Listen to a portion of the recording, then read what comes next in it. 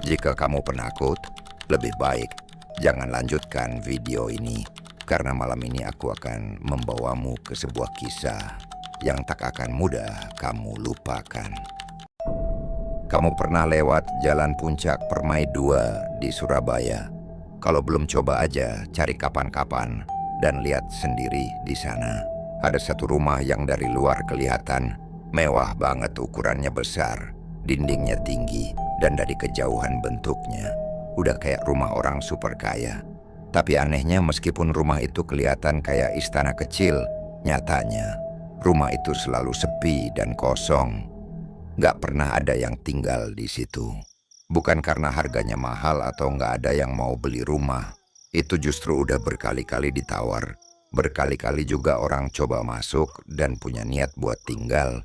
Tapi hasilnya selalu sama, nggak ada yang betah. Rumah itu nggak pernah bisa ditempati. Orang-orang sekitar sih udah pada tahu kalau rumah itu disebut dengan nama Rumah Darmo. Dari namanya aja udah cukup buat bikin merinding. Karena orang bilang rumah itu punya sejarah kelam dan angker. Banyak yang percaya kalau rumah itu punya kutukan yang nggak bisa dijelasin secara logika. Dulu banget katanya rumah itu dibangun sama satu keluarga yang super kaya.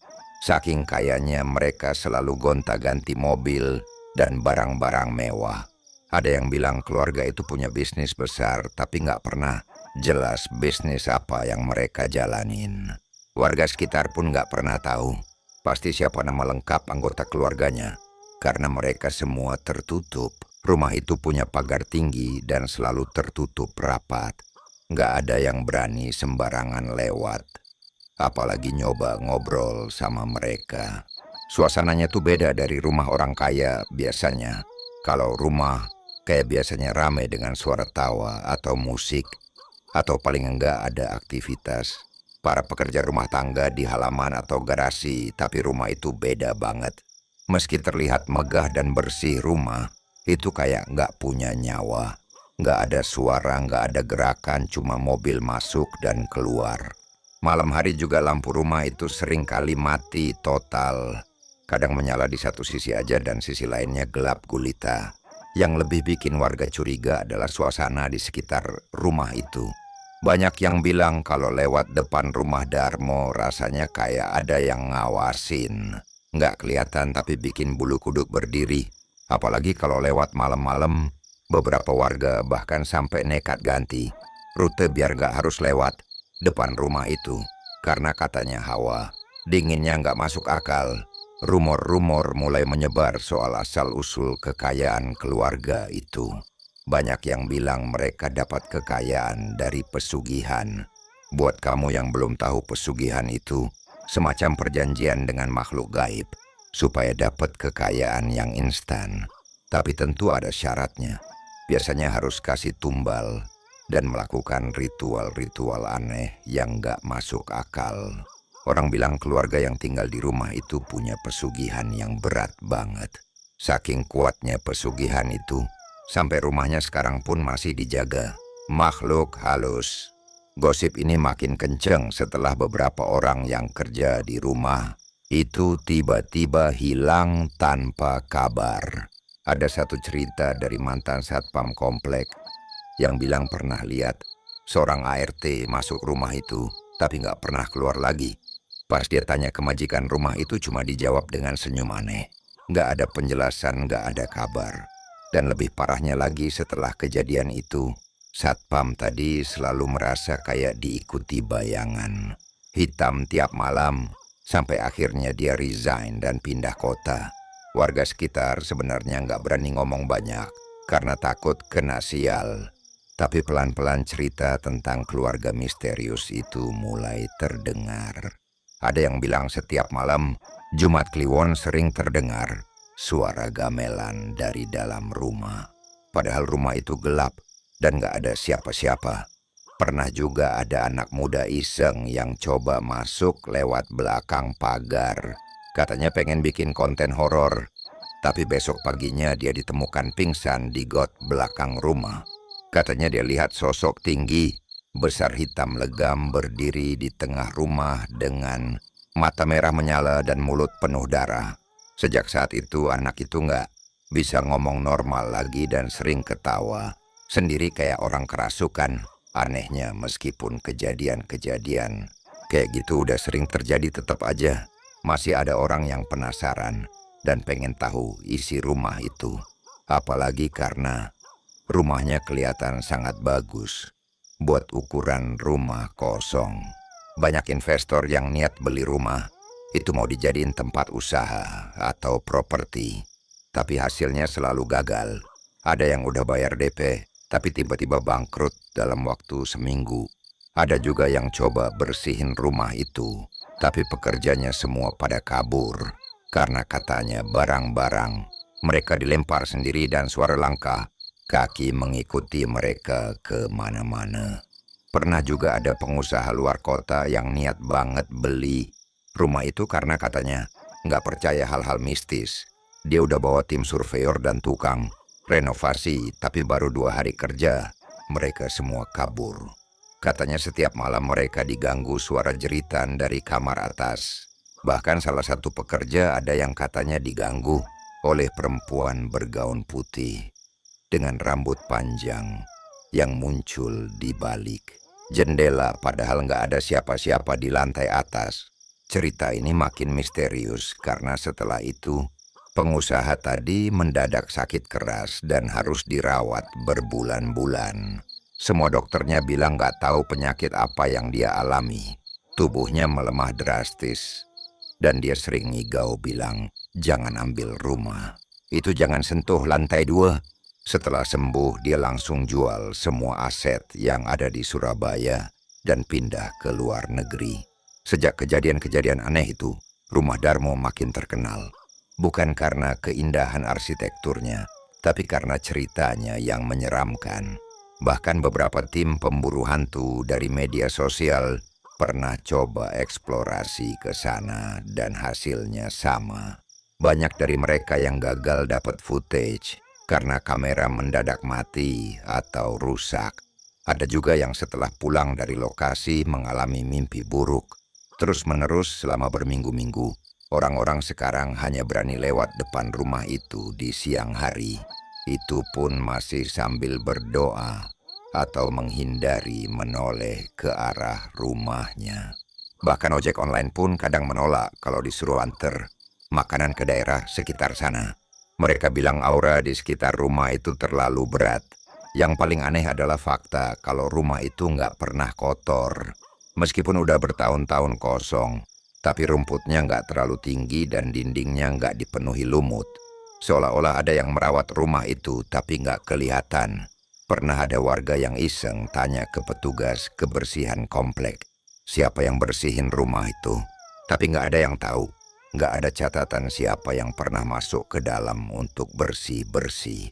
Tapi rumahnya tetap kelihatan terawat dari luar. Inilah yang makin bikin orang percaya kalau rumah itu memang dijaga oleh sesuatu yang nggak kasat mata. Meskipun cerita tentang rumah ini udah viral dan sering dibahas di media sosial atau forum-forum horor, tetap aja belum ada yang bisa membuktikan kebenaran dari semua rumor itu. Tapi satu hal yang pasti, nggak ada yang berani tinggal di situ. Rumah itu tetap berdiri kokoh di tengah kota, tapi sunyi senyap dan menyimpan misteri yang entah kapan akan terbongkar. Dan sampai sekarang, rumah itu tetap disebut sebagai rumah yang nggak pernah laku. Rumah mewah yang tidak pernah bisa dimiliki. Rumah angker di tengah kota yang menyimpan kutukan yang belum selesai. Semua cerita aneh tentang rumah Darmo sebenarnya berawal dari satu peristiwa yang gak pernah bisa dijelaskan sampai sekarang. Sebuah kejadian yang buat banyak orang percaya bahwa kutukan dan pesugihan itu bukan sekadar mitos. Waktu itu kabarnya keluarga kaya pemilik rumah itu mau liburan. Gak tanggung-tanggung mereka liburan. Bukan cuma keluar kota, tapi langsung ke laut, pakai kapal pribadi. Mewah banget kayak keluarga konglomerat. Mereka bilang ini cuma buat refreshing. Setelah sibuk dengan urusan bisnis yang gak jelas itu, salah satu penjaga rumah di sebelah rumah, Darmo sempat lihat beberapa koper dibawa keluar. Mobil keluarga itu juga hilir mudik pagi itu. Semua terlihat biasa aja. Ada beberapa orang juga yang sempat dengar ucapan pamit dari kepala keluarga ke tetangga dekat. Katanya mereka cuma mau keluar kota sebentar. Tapi setelah mereka berangkat, satu hal aneh langsung terjadi. Mereka nggak pernah balik. Sama sekali. Hari pertama mungkin masih dianggap biasa. Namanya juga liburan. Tapi masuk hari ketiga sampai seminggu kemudian, nggak ada kabar sama sekali. Rumah masih kosong. Nggak ada aktivitas. Bahkan ART dan satpam yang biasa berjaga di luar rumah pun nggak kelihatan. Telepon rumah juga nggak aktif. Beberapa orang mulai curiga. Tapi karena sebelumnya keluarga itu memang tertutup, jadi warga sekitar juga nggak ada yang berani langsung tanya atau cari tahu lebih jauh. Sampai akhirnya muncul kabar dari pihak berwajib. Kapal pribadi milik keluarga itu ditemukan dalam keadaan hancur. Hanyut di pinggiran laut di kawasan selatan. Beberapa bagian kapalnya terapung tapi tidak utuh. Beberapa petugas sudah turun tangan buat melakukan pencarian. Tapi hasilnya mengejutkan. Nggak ada satupun dari keluarga itu yang ditemukan. Nggak ada jenazah. Nggak ada barang pribadi. Nggak ada jejak sama sekali. Seolah mereka lenyap begitu aja. Seperti ditelan bumi atau hilang dari dunia. Berita itu langsung bikin geger. Media lokal sempat memberitakan dengan headline, "Keluarga kaya raya hilang misterius di laut."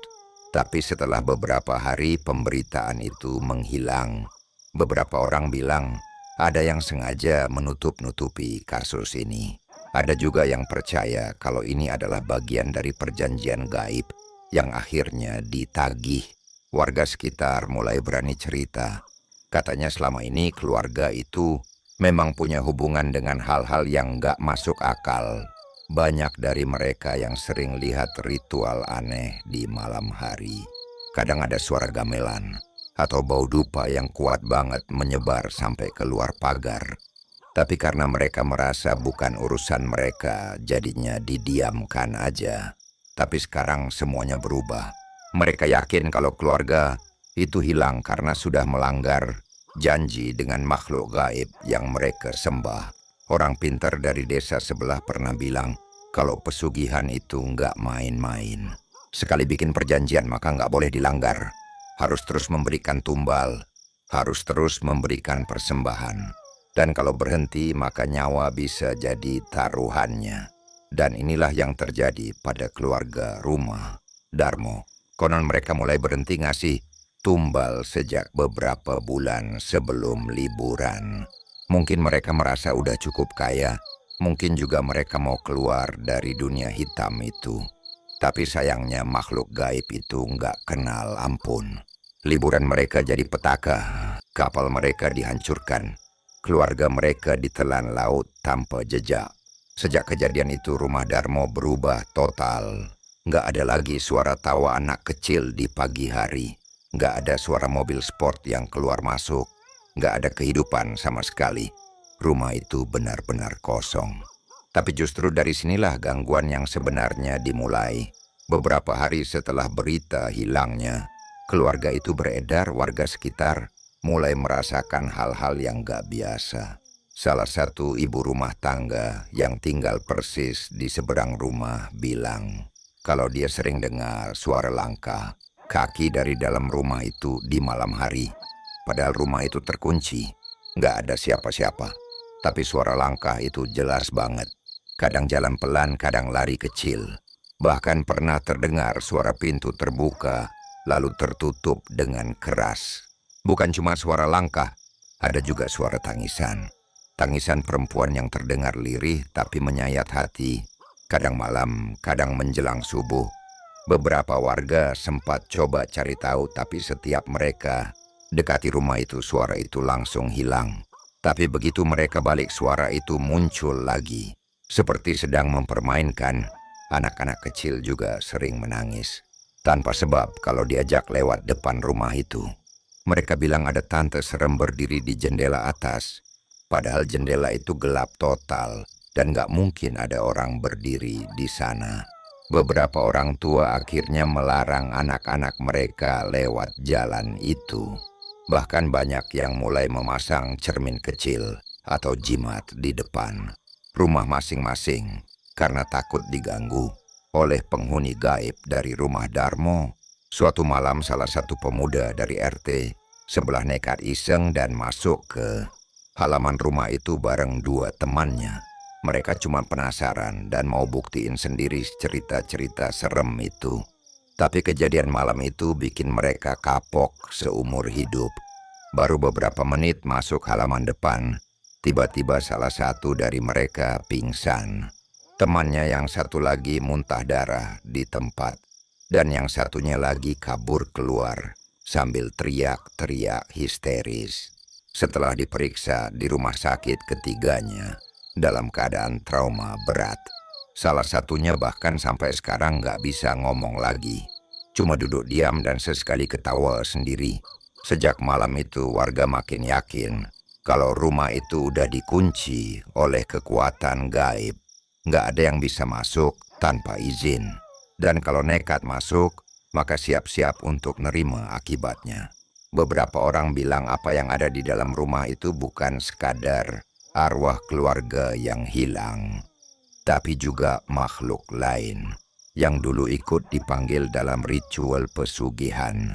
Dan sekarang mereka semua terjebak di rumah itu, menunggu, mengawasi, marah. Petugas keamanan komplek juga sering diganggu. Salah satu satpam pernah cerita kalau dia lihat sosok bayangan tinggi besar berdiri di dekat pagar rumah itu sekitar jam 3 pagi. Sosok itu nggak bergerak, cuma berdiri diam. Tapi saat didekati sosok itu tiba-tiba lenyap dan udara di sekitar jadi dingin banget sampai napas pun keluar uap. Satpam itu langsung mundur dan sejak malam itu dia nggak mau jaga di sekitar situ lagi. Dia minta dipindah pos ke tempat lain. Ada juga kisah dari tukang ojek online yang pernah disuruh antar makanan ke rumah sebelah rumah Darmo. Saat dia lewat depan rumah itu motornya tiba-tiba mati. Nggak bisa dinyalakan sama sekali. Dia turun dan coba dorong. Tapi saat dia lewat tepat di depan pagar rumah, dia bilang telinganya berdenging keras dan ada bisikan yang entah datang dari mana. Bisikan itu bilang jangan ganggu kami. Jangan ganggu kami. Setelah itu dia lari meninggalkan motornya dan balik ambil keesokan paginya. Cerita-cerita ini makin banyak dan makin menyeramkan. Tapi anehnya rumah itu tetap berdiri megah. Nggak ada yang berani menyentuhnya. Bahkan ketika ada wacana pemerintah mau bersihkan atau gusur area itu langsung batal tanpa alasan jelas. Beberapa orang percaya kalau makhluk gaib di dalam rumah itu masih aktif menjaga tempat itu. Mungkin karena mereka masih menunggu keluarga yang hilang. Atau mungkin mereka cuma ingin tempat itu tetap menjadi milik mereka selamanya. Setelah keluarga itu hilang, rumah Darmo jadi kosong total. Nggak ada aktivitas sama sekali. Tapi anehnya rumah itu nggak rusak atau berdebu seperti rumah kosong pada umumnya. Dari luar rumah itu masih kelihatan bersih dan terawat. Catnya nggak mengelupas, rumput di halamannya nggak terlalu tinggi, pagar besinya juga nggak berkarat. Tapi aura yang keluar dari rumah itu benar-benar berbeda. Bukan aura kehidupan, tapi aura yang bikin orang merinding waktu melihatnya. Warga sekitar mulai memperhatikan ada sesuatu yang aneh di dalam rumah itu. Bukan cuma sekali dua kali, tapi sering banget mereka melihat penampakan dari balik jendela. Lantai 2, sosok perempuan berbaju putih berdiri diam di sana. Rambutnya panjang menutupi wajah. Kadang cuma berdiri mematung, kadang kepalanya sedikit miring ke samping seperti sedang mengamati orang di luar. Beberapa warga bilang sosok itu muncul menjelang maghrib. Ada juga yang melihatnya tengah malam. Tapi setiap kali dilihat lebih lama, sosok itu menghilang pelan-pelan. Seperti ditelan kegelapan. Bukan cuma penampakan, suara-suara juga mulai terdengar dari dalam rumah. Suara tangisan anak kecil, suara jeritan perempuan. Dan yang paling sering, suara langkah, kaki yang berjalan pelan seolah sedang mondar-mandir dari ruangan ke ruangan. Padahal semua orang tahu rumah itu kosong total, nggak ada satupun orang tinggal di sana. Dan kunci rumah itu katanya sudah lama hilang. Meski begitu, tetap aja ada orang yang penasaran dan coba tinggal di rumah itu. Mungkin karena harganya murah, mungkin juga karena mereka nggak percaya cerita hantu. Salah satu kasus paling terkenal adalah waktu ada seorang pria parubaya yang berniat beli rumah itu buat dijadikan tempat tinggal keluarganya. Dia bilang udah muak ngontrak dan kebetulan dapat info rumah besar dijual murah. Saat orang-orang sekitar mengingatkan, dia malah tertawa. Katanya semua itu cuma cerita karangan orang yang takut gelap. Awalnya memang gak ada yang aneh. Hari pertama dia bawa istri dan anaknya masuk rumah. Itu buat bersih-bersih. Hari kedua mereka mulai bawa barang-barang. Tapi malam ketiga semua berubah. Istrinya tiba-tiba histeris tengah malam. Dia bilang ada bayangan besar masuk ke kamar mereka dan berdiri tepat di depan kasur. Matanya merah menyala, nafasnya berat, suaranya seperti hewan. Suaminya sempat coba tenangkan, tapi dia sendiri mengaku tubuhnya kaku dan gak bisa bergerak. Paginya mereka langsung keluar dan kabur tanpa membawa barang apapun. Sejak saat itu mereka gak pernah kembali dan rumah itu kembali kosong seperti semula. Ada juga kasus lain di mana sekelompok pengusaha muda mau coba renovasi rumah itu buat dijadikan kafe bertema klasik. Mereka pikir lokasi rumah yang strategis bisa jadi peluang bagus. Mereka bawa tim renovasi dan mulai bersih-bersih halaman. Tapi belum sampai 1 minggu, satu persatu pekerjanya mulai mengeluh sakit. Ada yang jatuh pingsan, ada yang muntah darah, ada juga yang kerasukan dan berteriak dengan suara bukan miliknya. Yang paling parah adalah tukang listrik yang katanya melihat perempuan berdiri di plafon rumah, gantung terbalik dan tersenyum lebar sambil menunjuk ke arahnya. Setelah kejadian itu, proyek renovasi langsung dibatalkan. Semua orang pergi dan gak ada yang berani kembali. Beberapa waktu kemudian muncul wacana rumah itu akan dijadikan tempat usaha lain. Ada yang bilang mau bikin gudang, ada yang bilang mau bangun hotel, tapi semuanya gagal. Selalu ada kejadian aneh yang bikin proyek berhenti. Bahkan saat ada yang coba kasih penjagaan keamanan selama proses pembangunan, satpam yang bertugas malah mengalami kejadian aneh. Salah satunya bilang dia sering lihat anak kecil lari di halaman. Tapi saat dikejar anak itu menghilang. Yang lebih mengerikan adalah saat dia nemu boneka tua berdarah di depan pos jaga. Padahal sebelumnya nggak ada boneka apapun di sana. Cerita demi cerita terus muncul dan semuanya punya pola yang sama. Siapapun yang coba tinggal atau menguasai rumah, itu pasti kena masalah. Ada yang jatuh miskin, ada yang meninggal mendadak, ada juga yang hilang tanpa jejak. Orang-orang mulai percaya bahwa rumah itu sudah dikunci secara gaib. Nggak bisa dimasuki orang sembarangan. Apalagi kalau niatnya tinggal lama. Makhluk yang menghuni rumah itu nggak suka diganggu. Dan kalau mereka marah bisa-bisa pengganggunya ikut dihilangkan seperti pemilik pertamanya. Beberapa paranormal pernah coba masuk ke dalam rumah itu. Salah satunya adalah seorang ustaz dari daerah luar Surabaya yang terkenal bisa bersihin rumah angker. Dia bilang dia nggak takut dan akan masuk untuk melihat langsung. Tapi belum sampai 5 menit di dalam rumah dia keluar dalam keadaan gemetar. Mukanya pucat, nafasnya terengah. Dia cuma bilang isi rumah itu nggak bisa diusik. Dia bilang ada lebih dari 1 makhluk yang menetap di sana dan semuanya tidak bisa diajak kompromi. Mereka bukan jin biasa. Mereka adalah entitas tua yang sudah lama tinggal di alam ini dan sekarang menjadikan rumah itu sebagai sarangnya. Ada juga dukun yang coba masuk ke dalam rumah itu malam hari. Dia bawa dupe dan sesajen. Katanya mau tawar energi jahatnya. Tapi sejak malam itu dia hilang. Nggak ada yang tahu dia pergi kemana. Barang-barangnya ditemukan di halaman rumah. tapi orangnya nggak pernah ditemukan sampai sekarang. Orang bilang dia ditelan rumah itu karena lancang masuk tanpa izin.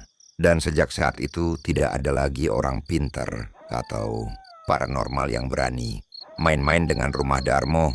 Sekarang rumah itu tetap berdiri di tempatnya. Dindingnya masih kuat, atapnya masih utuh. Tapi di balik semua itu ada kegelapan yang nggak kelihatan. Orang-orang cuma berani lewat depan rumah itu siang hari. Malam hari jalan itu jadi sepi. Bahkan pengendara lebih milih memutar daripada harus melintasi jalan depan rumah itu. Ada yang bilang kalau lewat tengah malam kita bisa lihat bayangan berdiri di jendela atas. Ada juga yang bilang kalau kita pelan-pelan melintasi rumah itu, suara perempuan menangis bisa terdengar dari dalam.